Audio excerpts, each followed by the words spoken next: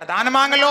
मैंने वरदान मांगा कि मेरी माता और पिताजी जीवित हो जाएं और मैंने इन्हें मारा है, ये इन्हें विस्मृति हो जाए।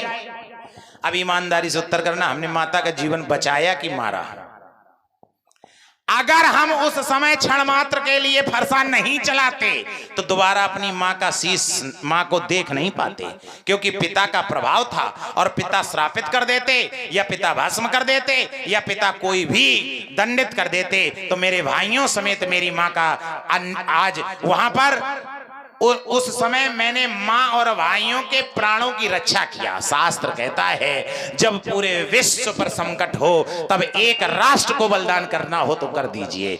अगर पूरे राष्ट्र को बचाना हो और अगर एक राज्य को बलिदान करना हो तो कर देना चाहिए। अगर संपूर्ण राज्य में कोई संकट हो, एक जनपद का बलिदान करना हो तो कर देना चाहिए। अगर संपूर्ण जनपद में कोई ऐसा संकट है और एक नगर का अगर बलिदान करना है तो कर देना चाहिए। संपूर्ण नगर को बचाने के लिए एक परिवार का अगर विनाश करना है तो कर देना चाहिए। संपूर्ण परिवार को बचाने के लिए अगर एक व्यक्ति को मारना है तो मार देना चाहिए। उस समय की घटना को भविष्यत ना होने देने के कारण परशुराम पिता वाक्यम समः शम्यति, पिता के वचनों को भगवान पिता के महाराज जमदग्नि के द्वारा दिए गए आदेश का परिपालन मेरे सभी भाइयों के द्वारा जब नहीं किया गया तो पिता प्रभाव अज्ञो रामा, पिता के प्रभाव को मैं जानता था और मैंने भरसा उठाया और मैंने अपने भाइयों माता भ्राता सहा वधित, इसलिए मैंने कोई पाप नहीं किया। यदि दोष को समाप्त करने के लिए ये चरित्र यदि प्रशंसनीय चरित्र है लेकिन अनुकरणीय नहीं है। हर कोई नहीं कर सकता। बस मैं वही कहूंगा, वही कहूंगा। नहीं व्यासी, अनुकरण करें जिसमें ये हिम्मत हो कि जिंदा करा दें।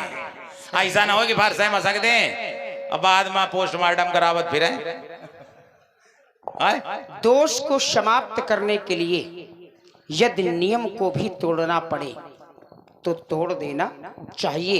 यदि दोष समाप्त होता है तो, जैसे आपने कहा कि मैंने अपने पिताजी की आज्ञा को पा करके अपनी माताजी के कंठ को काट दिया और काटने से उनका दोष दूर हो गया और पुनः मेरी माताजी जीवित हो गई, वैसे ही धनुष तोड़ने वाले ने अपने गुरु की आज्ञा को पा करके धनुष का खंडन कर दिया और धनुष में जो दोष था, कौन सा दोष? भगवान शंकर का इसके द्वारा जो अपमान हुआ था वो जो दोष था, तो उस अपमान को धनुष तोड़ने वाले ने दूर कर दिया। तो महात्मा जी जैसे आपने रुक जाओ अपनी माता धनुष ने कैसे भगवान शंकर का अपमान कराया था, जरा ये बताओ। जिस समय भगवान विष्णु और भगवान शंकर के मध्य में श्रेष्ठता का युद्ध हुआ, अर्थात इन दोनों में से कौन श्रेष्ठ है। कहां से तो लिया गया है? युद्ध ये कथा कहां से सुना रहे हो, कहां की है?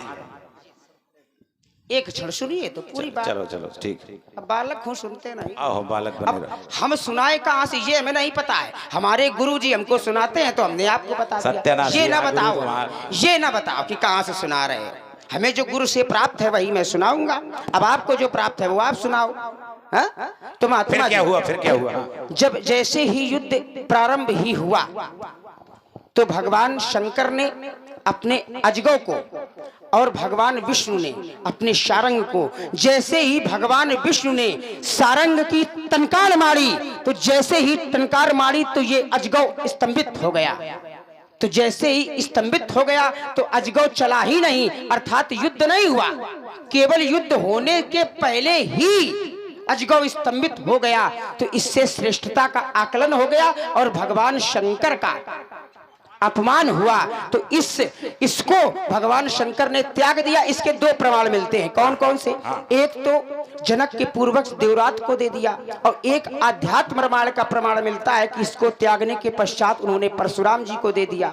अब दो प्रमाण है इसके, जो आप लेना चाहो वो ले लो। अल्प विराम। बहुत भाई देखो ऐसा है, तुम ये बताओ कि तुम अपने बाबा विश्वामित्र और जनक की बात मानते हो या परशुराम की बात मानते हो? जो कथा बेटा तुम सुना रहे हो वो अभी हमने तुम्हें बताई नहीं है। और ये जो कथा है जो भवत भवः विष्णु शिव मध्य भवत युद्ध रोम हर्षण, जो रोम हर्षण युद्ध हुआ, ये परशुराम जब अपना धनुष राम को देंगे उस समय ये कथा बताएंगे। वाल्मीकि रामायण के खष्ट खष्ट सर्गा 66वें सर्ग का खष्ट खष्ट तमः सर्गा 9वां श्लोक है ये वाल्मीकि रामायण का। तो ये वाक्य परशुराम के मुख से निकलेगा। अभी तुम जो कह रहे हो मैं गुरुजी ने सुनाया, तुम्हारे गुरुजी का पता नहीं है, ये कथा तुम्हारे गुरुजी को पता ही नहीं है। ये कथा वाल्मीकि रामायण में परशुराम के श्रीमुख से निकली है, और जब जिस समय धनुष दे रहे हैं उस समय हम राम को बताएंगे, इसलिए ये अभी भविष्यत घटना है, तुम्हारे गुरु को नहीं पता। और तुम्हारे जब तुम जनकपुर आए, यहां पर तुम्हारे गुरु विश्वामित्र को लेकर के जब जनक जी गए तो जनक जी ने बताया, देवराति तख्यातौ ज्येष्ठे निमीयान्नपः,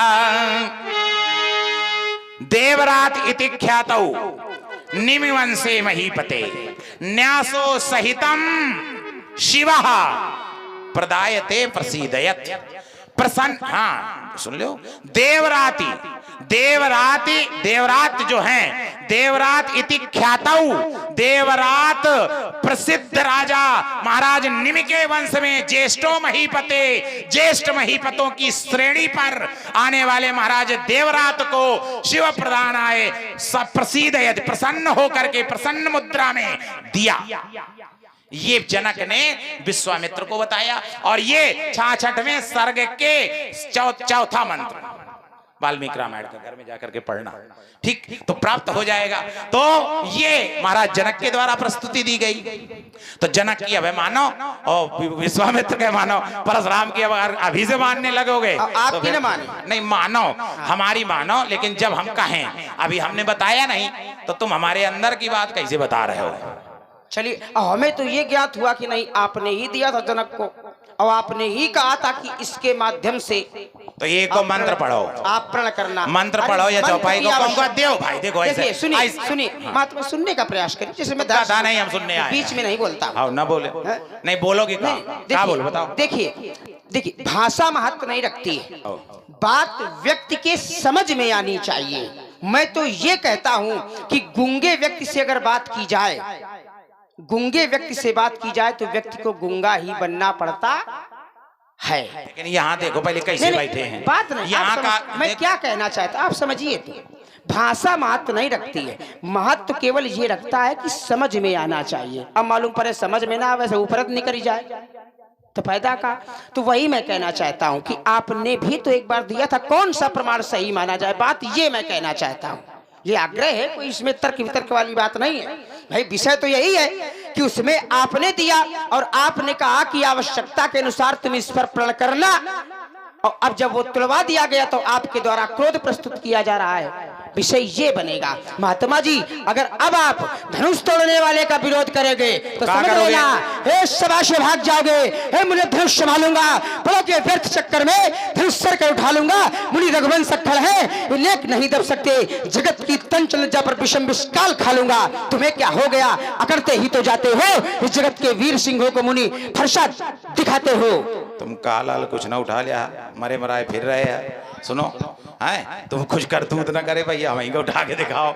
आए और तुम हमको अगर मारने धमाकने की बात कर रहे हो, हम मारे आ रहेंगे नहीं, खाली तुम्हारे ऊपर गिर जाएंगे तो तुम मर जाइयो, ठीक। इसलिए चूर कर चकत्ता चपेटती चला ढाल लेता लपेट चारों एक फेरे में, आई फर फड़क जात कोकिल कंठ सब जात बिकट बखेरे में, चटाक चटाक चट टूटती कमट पीठ मंदा दिखाई देता इनको देने में, प्रबल प्रताप भ्रमनाथ मारतन लग तेरे सब लोग सम लुकात हैं अंधेरे में। लहरात लचक लचक लमक लमक लोगन के ललक ललक लड़िबे हित लाला ललचानो है, लहू की ललामता को लग करके लखनहार ललनहार में लोगन लच्च हुल्लुकानो है। पावन है परमनाम परशुराम प्रगन प्रेम से वाणी पहचानो है, छौना के छक्के ना छूटेंगे सदमनाथ, छारी छारी छल सोए छौना छिटकानो है।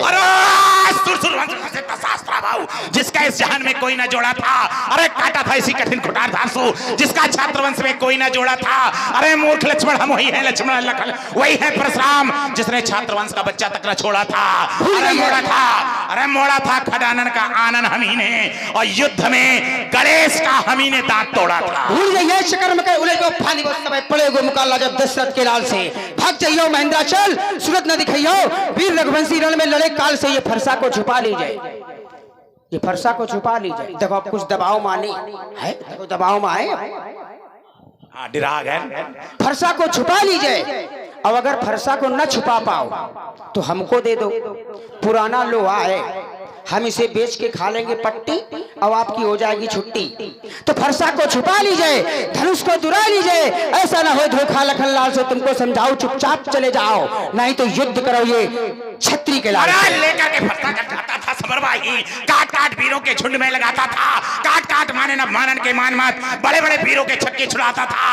या पाट पाट माने न मान के मान मत, बड़े बड़े वीरों के छक्के छुड़ाता था। पाट पाट वीरन की लोथन को समरवाई, धाई धाई समर के कुंडन नहाता था। हट जाया करो नहीं, अम्मा ना कहे भैया अगर लग गया। माता रामो मत पिता रामचंद्र, अगर मरते हुए व्यक्ति के मुख से श्री राम का नाम ही निकल रहा है व्यास जी, ठीक है, इशारा हो गया कि मेरा जीवन दर्शन है, दूर चलना भी है हमें। ओम मैं कठिन पंथ का पथिक लड़ा, इसको सही करिए भाई, इतना बढ़िया बोल रहा है। मैं कठिन पंथ का पथिक लड़ा, करता नित झंझा बातों से, करता नित झंझा बातों से।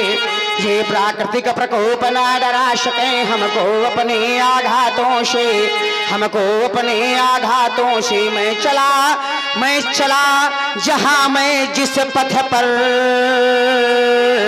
नहीं देखा मैंने आदि अंत। वर्षा व ग्रीष्म ऋतु शरद शिशिर, हेमंत और बीता बसंत। सुख से न राग दुख से न द्वेष, तुम मिलो पथिक ज्ञातों से। मैं कठिन पंथ का पथिक लड़ा, करता नित झंझा बातों से। मैं कठिन पंथ का राही हूँ, मैं कठिन पंथ का राही हूँ, और कह सकता दिन को रात नहीं। और ईमान बेच दूं टुकड़ों में, इस नाहर को स्वीकार नहीं। परवाह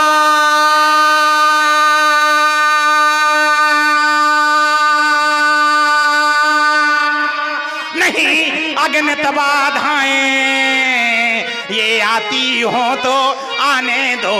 ये महाप्रलय की प्रबल घटाएं, ये छाती हो तो छाने दो। मैं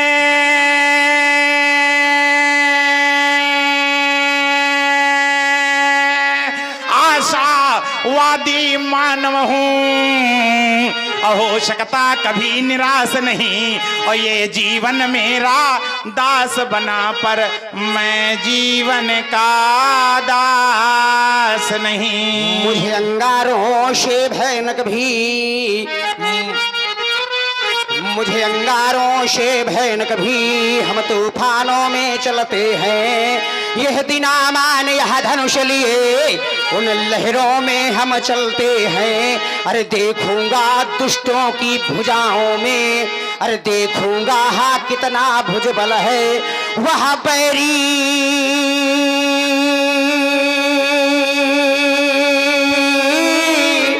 राह छोड़ जाते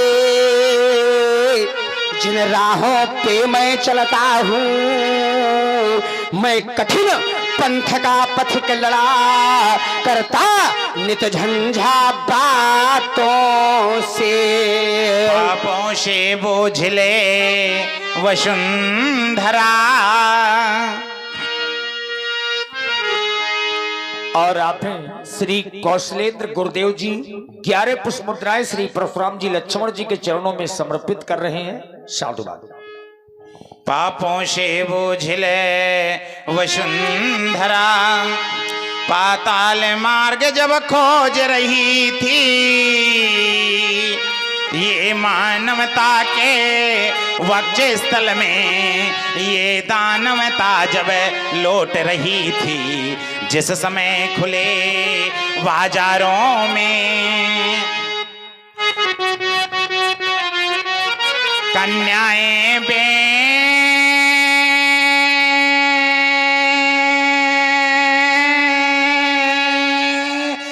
जाती थी, और बूढ़ी अनाथ अबला गौएं ये बधिकों को दे दी जाती थी। अरे जिस समय साधु संतों को ये मदिरा पिलवाई जाती थी, और जिस समय खेलते बच्चों पर जब तीर चलाए जाते थे, जिस समय सनातन धर्म ग्रंथ ईंधन के बदले जलते थे, और जिस समय देवे प्रतिमाओं पर अनगिनत हथौड़े पड़ते थे, तब कहाँ गए थे लखन लाल, और तब नहीं सामने आए थे, तब लेकर के कर में कुठार ये भृगु नंदन ही आए थे। ये चलना मात्र लक्ष्य है मेरा, ये चलना मात्र लक्ष्य है मेरा, यह मेरी कोई राह नहीं है, यह जिन राहों पर चल न सकूं मैं, यह ऐसी कोई राह नहीं है। यदि व्यवधान कहीं मिल जाए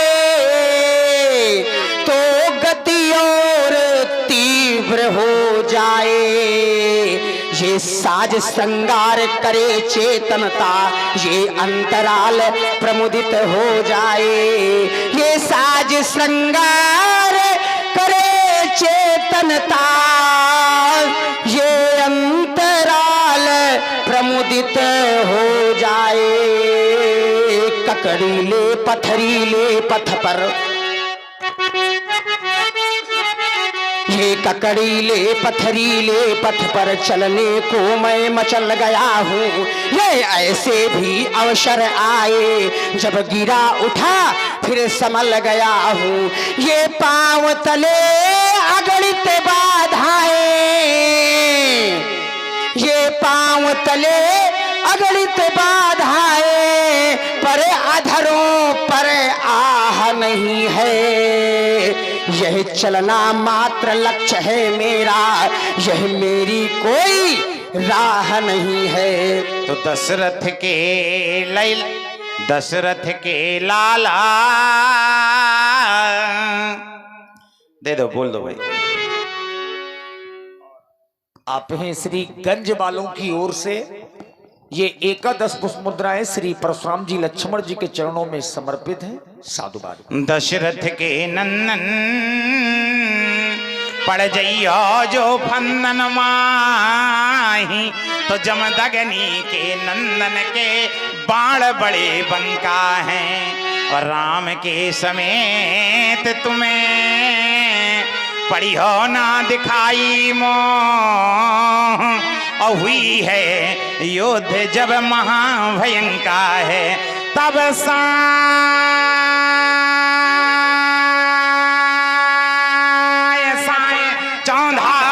चलेगी 49 पवने, तब डिमक डिमक डामनी को बाजे गो डंका है। या थे समझाऊं, या थे समझाऊं, मोते ना भिरो लखन लाल, लखन लाल लाल, नहीं तो युद्ध करो महाभयंका है। चलिए और कुछ आप देश हैं श्री कौशलेंद्र गुरुदेव जी, आपकी ओर से पुनः 11 पुष्प मुद्राएं श्री परशुराम जी लक्ष्मण जी के चरणों में समर्पित है। साधुवाद। व्यास जी, यदि व्यक्ति के जीवन में अपने देश के प्रति प्रेम नहीं है तो तो उस व्यक्ति का जीवन सार्थक नहीं, सब रस देगा, निरर्थक- सब रस लक्ष्मण देने वाला है यार। अर्थात निरर्थक होता है। उस व्यक्ति के जीवन का कोई अर्थ नहीं होता, क्योंकि जो देश का प्रेमी नहीं है वो श्री राम का प्रेमी नहीं है, और जो श्री राम का प्रेमी नहीं है वो अपने माता पिता गुरुओं का प्रेमी नहीं है, तो वो देश का प्रेमी नहीं है। तो देश प्रेम जितना आवश्यक है, जितना आवश्यक भोजन व्यक्ति के लिए है, उतना ही आवश्यक देश के प्रति प्रेम है। देश के प्रति मेरी दो पंक्तियां हैं व्यास जी, कैसे कि सैकड़ों बार उनको नमन, कि सैकड़ों बार उनको नमन। किनको नमन है मेरा? नमन उनको नहीं है जो देश की सत्ता का भोग भोगने के लिए, देश के विकास में प्रयोग होने वाले धन को अपने प्रयोग में ला करके देश को गड्ढे में ढकेलने का काम करते हैं। उन राजनेताओं को मेरा वो नहीं है। नमन किनको है? नमन शहीदों को है, जिन्होंने देश के लिए अपने जान की बाजी लगा दी। कि सैकड़ों बार उनको नमन दे दिया है, जिन्होंने तिरंगा कफन दे दिया है, जिन्होंने तिरंगा कफन। कैसे कि बर्फ की सिल्लियों पर लिटाया गया और गर्म लोहे से जिनको दगाया गया, मरते मरते पुकारा हाँ वतन और दे दिया है जिन्होंने तिरंगा कफन। हमने अपने जीवन में ना ऐसे राजाओं की कोई सूची बनाई है और ना ही ऐसे राजाओं से कोई मतलब है, क्योंकि हमने तो अपने यही है हमारा वोट बैलेंस। हमने इसी के दम पर विपुल भार महिदेवन दीने, तो हमने इसी के बल पर इस वसुंधरा को ब्राह्मण शासकों को दे दिया। अब अगर वो कुछ करते हैं तो फिर हमारा केवल सिद्धांत व्यास जी इतना है कि हम भारत के भरत खेलते, अरे सिंहों की संतान से, और कोई देश नहीं दुनिया में बढ़कर हिंदुस्तान से। जब भी निकला पन्ना निकला, हीरा निकला यहाँ किसी भी खान से, और कोई देश नहीं दुनिया में बढ़कर हिंदुस्तान से। हम भारत के भरत खेलते, अरे सिंहों की संतान से, और कोई देश नहीं दुनिया में बढ़कर हिंदुस्तान से। वह पथ क्या पथिक प्रदर्शक क्या, जिस पथ पर बिखरे सूल न हो। नाविक की धैर्य कुशलता क्या, जब धाराएं प्रतिकूल न हो। ना मांगो मधुमास किसी से, मुझको तो पतझार चाहिए, चाह नहीं फूलों की मुझको कांटों का श्रृंगार चाहिए। व्यास जी कि वतन की शान पर जीना, कि वतन की शान पर जीना, वतन की शान पर मरना, और शहीदों की शहादत को सदा दिल से नमन करना।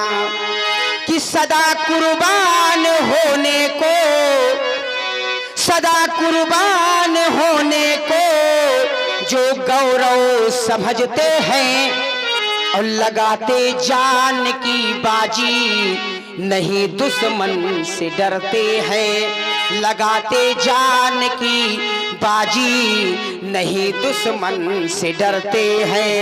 करे हम आरती उनकी बुलाती माँ भारती है, कि बुलाती माँ भारती है, बुलाती माँ भारती है। मेरे देश में क्या है इस समय?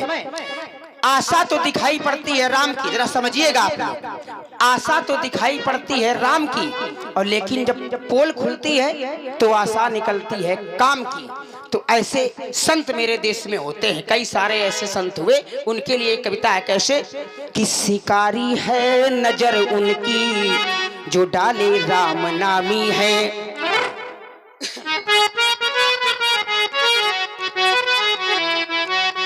कि शिकारी है नजर उनकी जो डाले राम नामी है, और पहनकर संत का चोला बने जो आज स्वामी है, कि सिखाते त्याग सबको हैं स्वयं माया में जकड़े हैं, और बेचते वेद को निस्दिन धर्म की आड़ पकड़े हैं। तो उठे पाखंड से पर्दा बुलाती माँ भारती है, तो बुलाती माँ भारती है, बुलाती माँ भारती है, बुलाती माँ भारती है। जाओ इनका एक घोपरी खाए हो।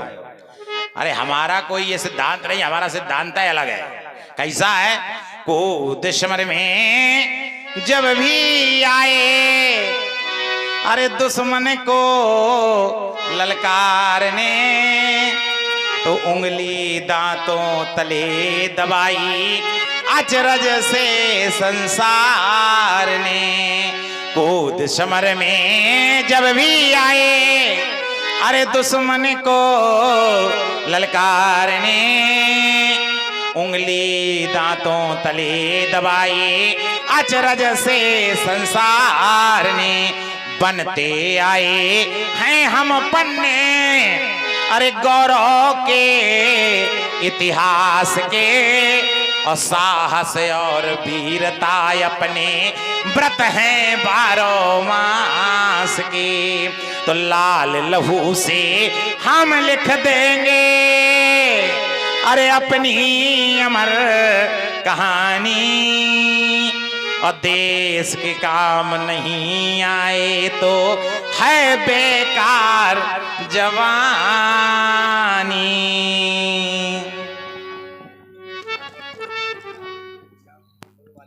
राम जी को बुलाइए भाई।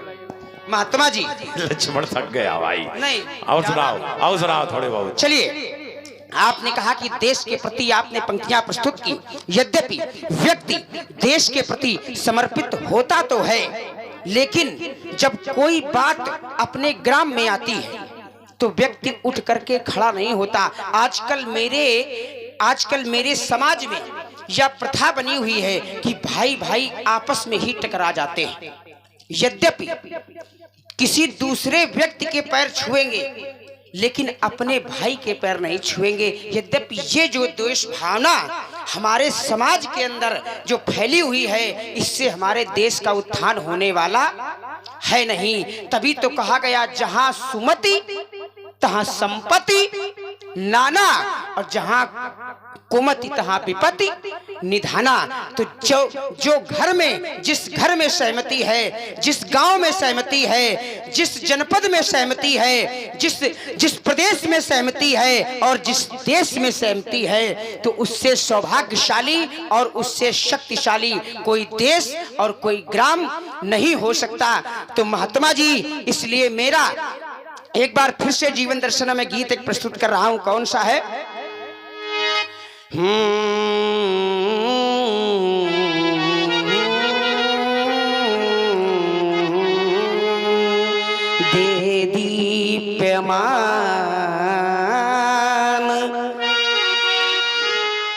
दे दीप्यमान रवि के सन्मुख घृत दीप जलाए जाते हैं। समृद्ध देव मंदिर में ही सब भेंट चढ़ाए जाते हैं, पर सच्चा वही पुजारी जो ठंडा घर में दीप जलाता है, गिरिराज वही जो गल गल कर गंगा की धार बहाता है। तुम आत्मा जी कि तुम बिछा दो शूल पथ पर, तुम बिछा दो शूल पथ पर, फूल सम चुनता रहूंगा, हर कुटिलता को तुम्हारी मैं नित्य मन गुनता रहूंगा।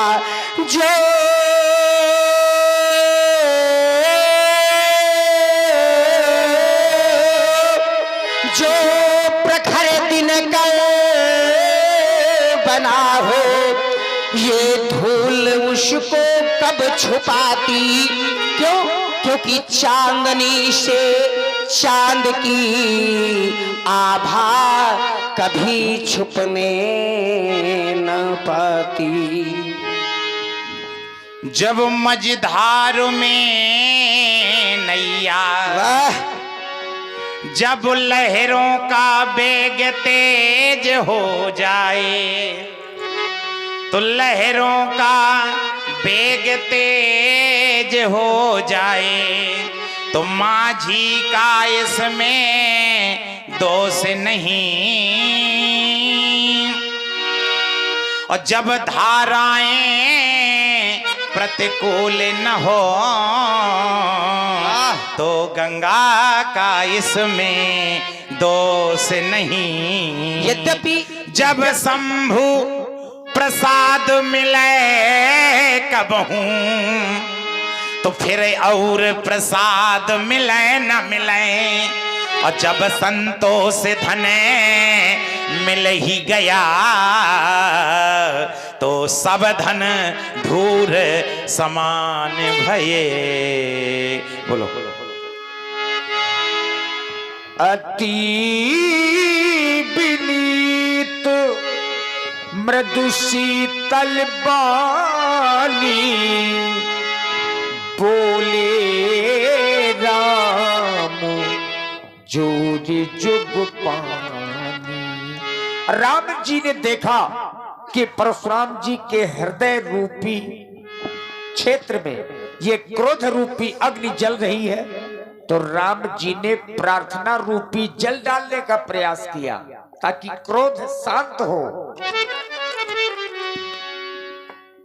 हे नाथ, आप तो स्वभाव से ही सुजान हैं, इस बालक के वचनों पर ध्यान न दें। बरैया और बालक दोनों ही एक स्वभाव के होते हैं। साधुजन इन्हें दोष नहीं देते। ये बालक है, आपके प्रभाव